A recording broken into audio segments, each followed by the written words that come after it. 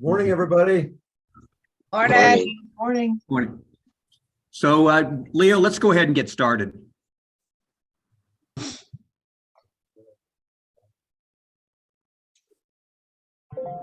All right, well, welcome to the 2022-2023 District Membership Seminar.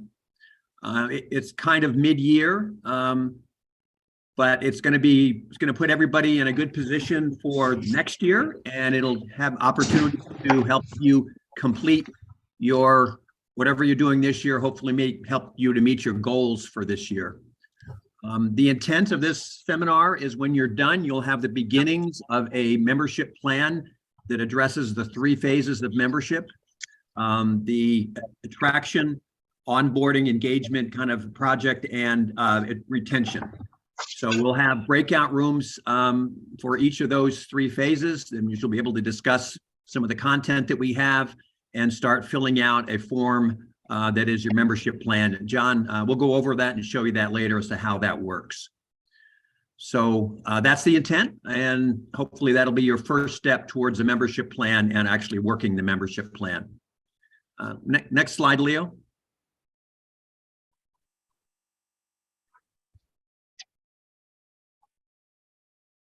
There we go. All right. So today, at the seminar, we have some special guests and people who are going to be presenting content. We have Vicki Pullis, who is an RI director. She's familiar with District 5500. She's actually done membership seminars before. She's now got a promotion. She's traveling all around the world, probably calling us from some hotel room that has a halfway decent internet connection. Anita, we all know Anita. For this year, she's our district governor, and Don Jorgensen, who is district governor-elect, her successor. These three people are going to provide the bookends for this seminar. They'll provide some overview and some general comments about membership and the importance of membership in the district. And then the content will be delivered by Jennifer Duran. Am I saying that right, Jennifer? Sorry, Bruce, real close. Duroin, like coin. Duroin, like coin. Okay. Yeah. Thank you. Jennifer is from Zone 27. We're a part of Zone 26, 27, the Big West, they call it. And Jennifer is the coordinator for Zone 27. John Chase. Jennifer is from Boise, Idaho. John is from Henderson, Nevada.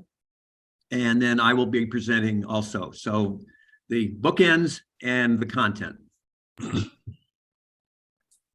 Next slide, please. Okay, so here's our agenda. We're going to open with, like I said, we're going to open with remarks from Anita, from Vicki and Anita.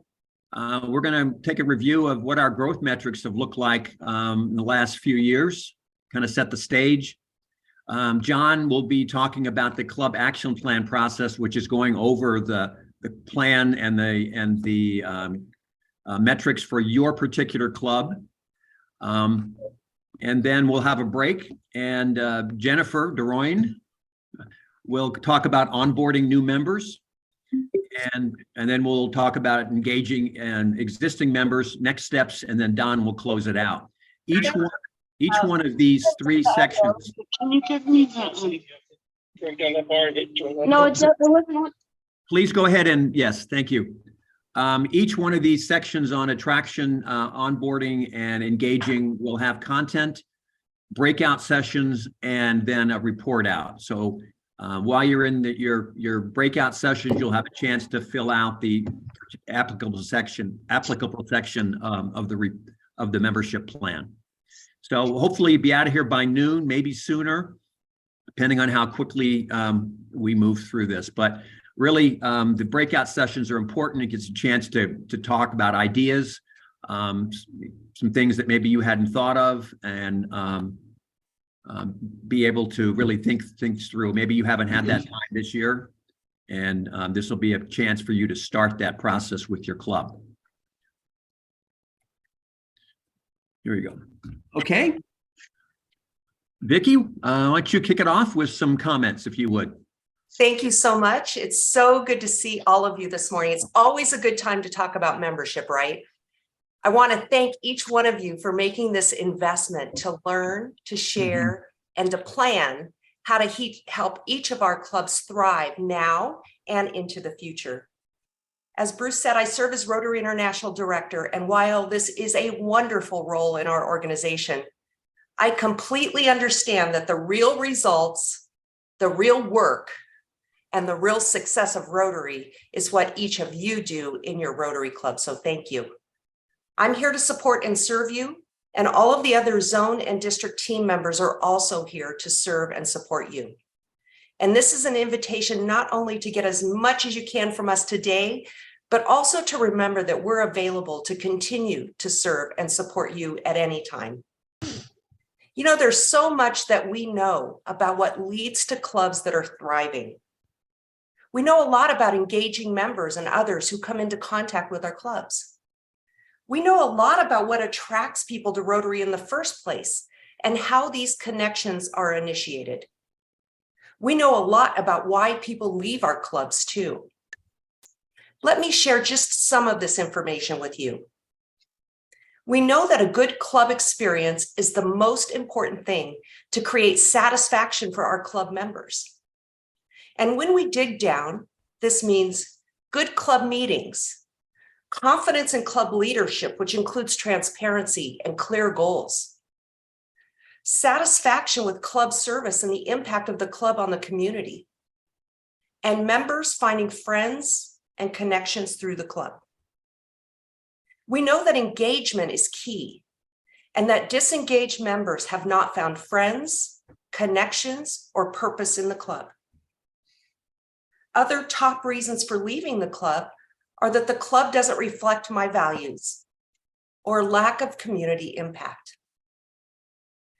Why do people say they join Rotary?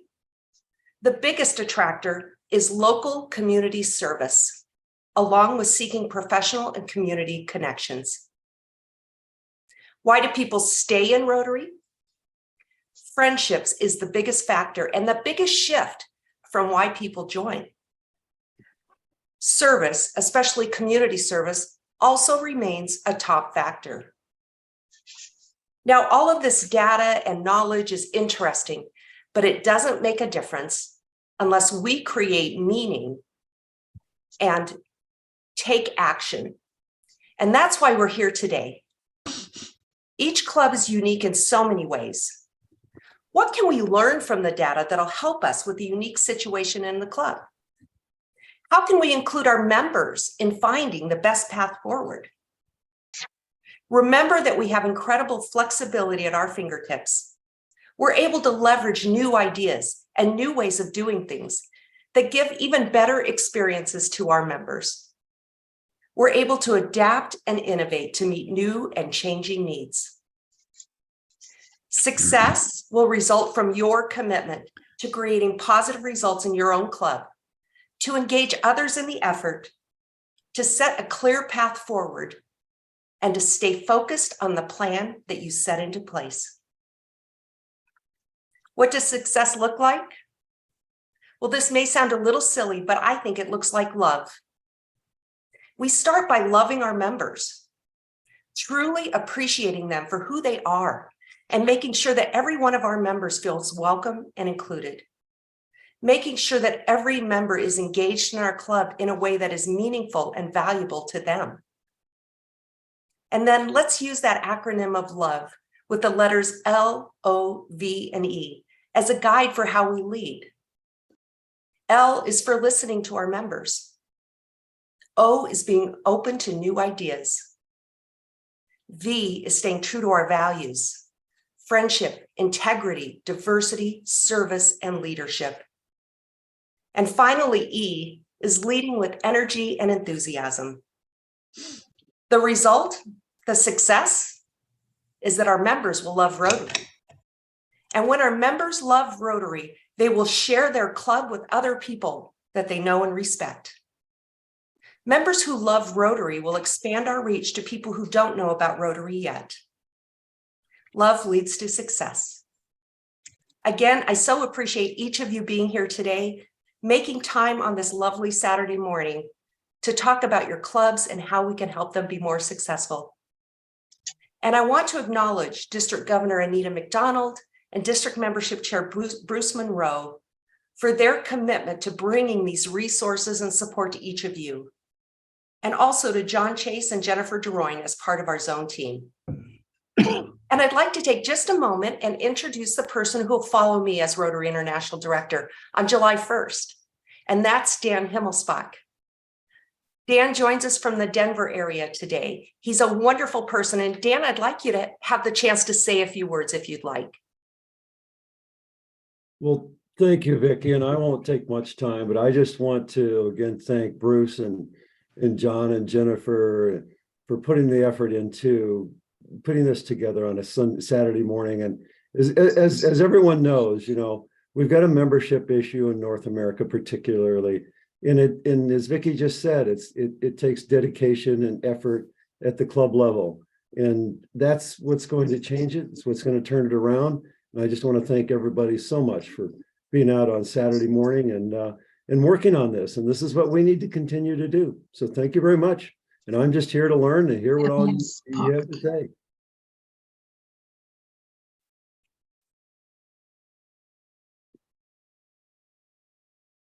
Thank you, Dan. Thank you, Dan, and thank you, Vicki. And now we'll hear from District Governor Anita McDonald. Well, good morning. Good morning again.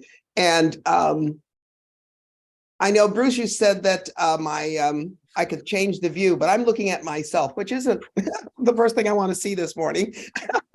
But if you could take that slide down, I'd appreciate it. And I did. Is it still showing? I've got you Mine did. spotlighted. Well, okay. No, I'm still showing on both at any rate. There. Not that I like now what I see either. Oh, that's even better, Anita. I can see everyone though this time, and that's great. I appreciate that. Thank you very much. Well, good morning. How fortunate we are to have Vicki join us this morning and to give a greeting. And I really, as I was listening to her, it's pretty hard act to follow in terms of what she has said and what she has shared with us this morning. I absolutely love the love statement that you had, and we're also just delighted, Dan, that it's really an honor for you to join us as well. I don't think people quite understand how busy the two of you are, and to take the time and to come and spend a little time with us this morning. I noticed that you gave me quite a bit of time. I am going to be a good district governor and not take a lot of time. But I guess I want to share with you, I was thinking about my experience as a Rotarian and why I remain a Rotarian. And then as I look across the screen, all of you have been in Rotary for over 3 years and for quite some time.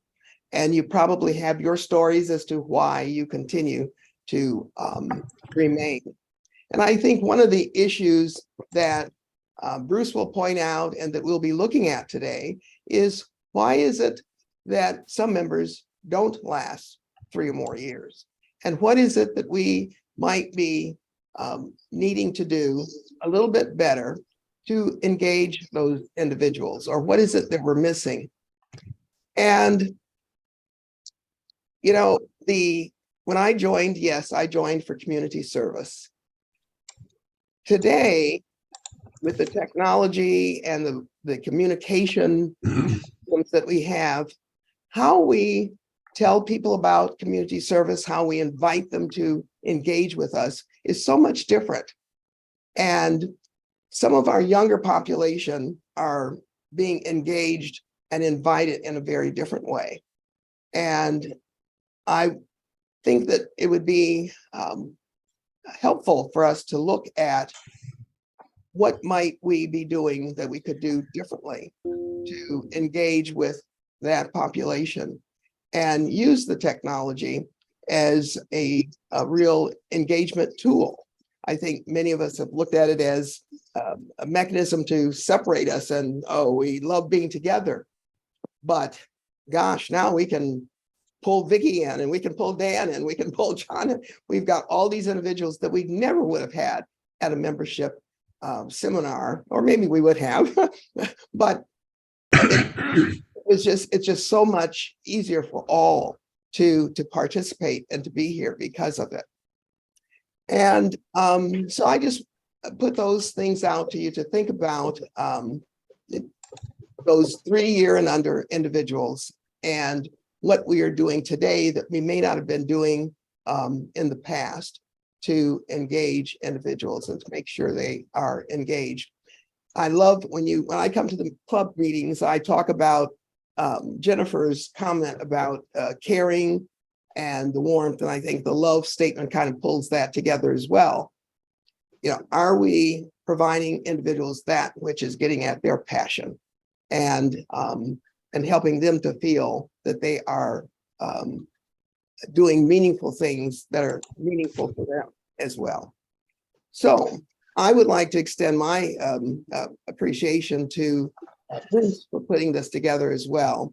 And John and Jennifer, it's wonderful to have you with us and look forward to what you will share and what we'll gain from your presence with us today.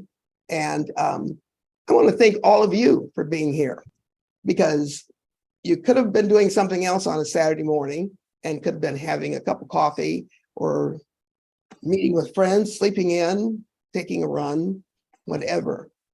But you are here, and you are here because you care about your clubs and you care about Rotary. And with that, I think we will undoubtedly be successful in what we plan today and what you plan moving forward. So thank you very much for being here, and I look forward to our workshops and doing some things together this morning. Thank you, Bruce. Thank you, Anita. Appreciate your comments.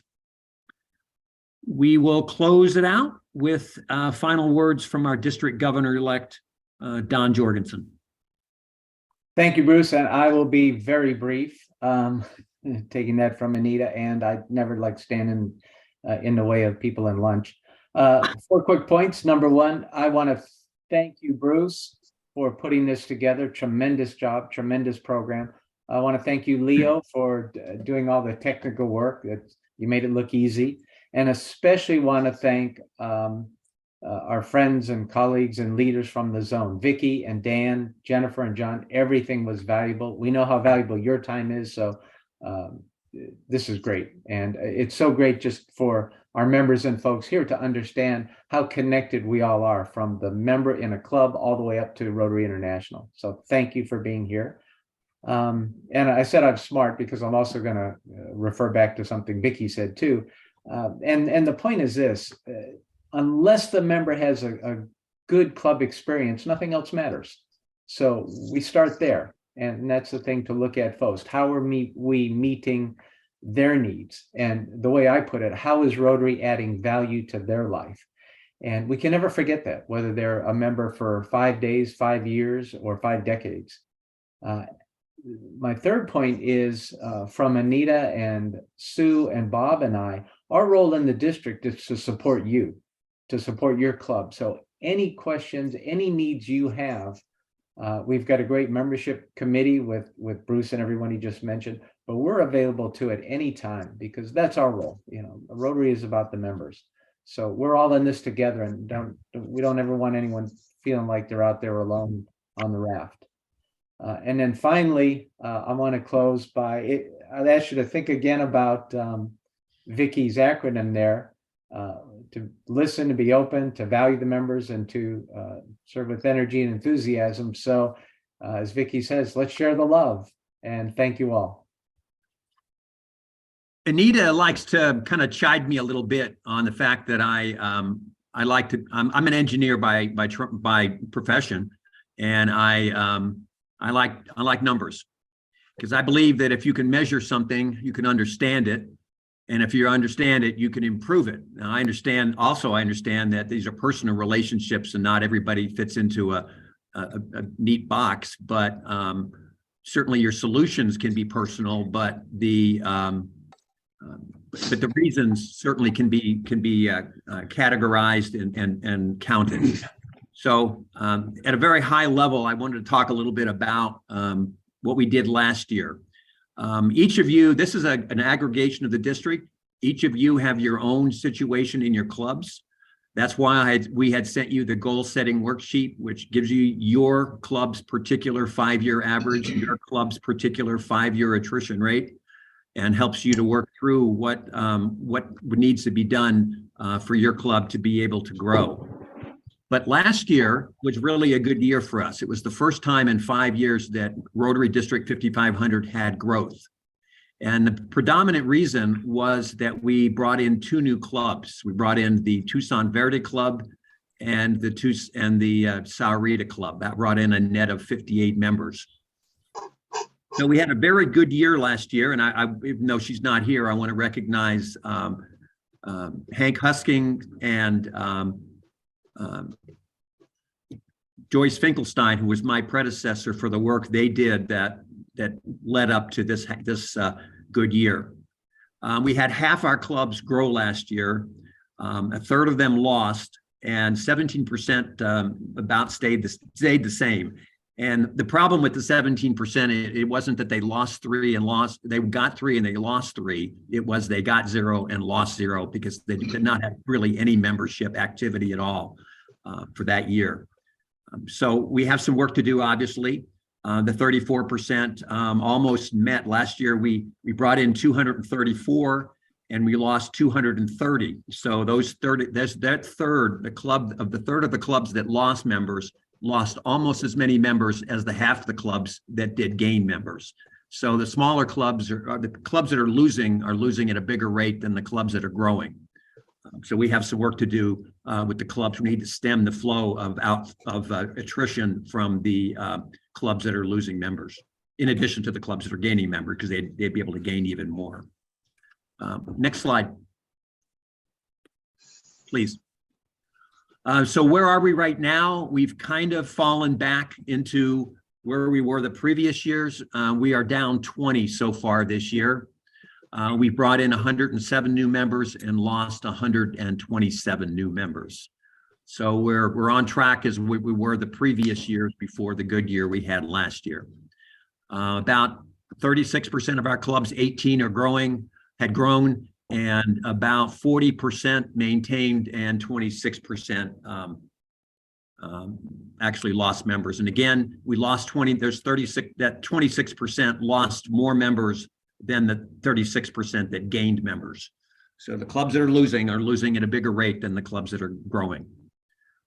We have about 50 clubs. We have 51 clubs in the district. Next slide. Just quickly, you can see where we've been. We're down about 110 members over the last 5 years. And you can see in 2021-22, we did grow that 1 year. So we're basically back to the level we were in 2019. We kind of picked up a little bit of time. Had we kept on, we'd be further down. But last year was a good year for us as far as membership. The real chart I really want to show is the one on the right. And if you look at the new members column, we bring in a ton of new members. For every 100 members that we have, we bring in 13, 16, 15, last year, 23%. That is great. What would you like? Would you like a raise of 13%? Would you like your house to go up 13%? Would you like your investments to go up 13%? That's a great number. We know how to bring members in. The numbers on the right, the resigned members, is where the problem really occurs. We bring them in and then they leave quickly. So we bring in 13, we lose 15. So when I first took this job over, that was the first thing that jumped out at me, is that we bring in such a good new number of members, but we just can't keep them. And so we have some work to do on that end. We've all heard the story. For everyone, bring one. We've been told new members, but we really haven't said anything about keeping the new members until recently. And that's really an important way for us to be able to keep, to grow our membership. Okay. So first of all, are there any questions quickly? Are there any questions? Hey, Bruce, Yes. on the resigned members, have you burrowed into that? Is it deaths? Is it the new members resigning? So have you cataloged those resigned members? Yeah. We will get to that. I'll have some more charts to start off the retention section. But we have that. We have some data on that. Okay, thanks. Yeah. Okay. Anything else? Any other questions? Okay, well then we'll start with John Chase. He's going to talk about the action plan process and basically the logistics of how you're going to form your plan by the time we're done here today.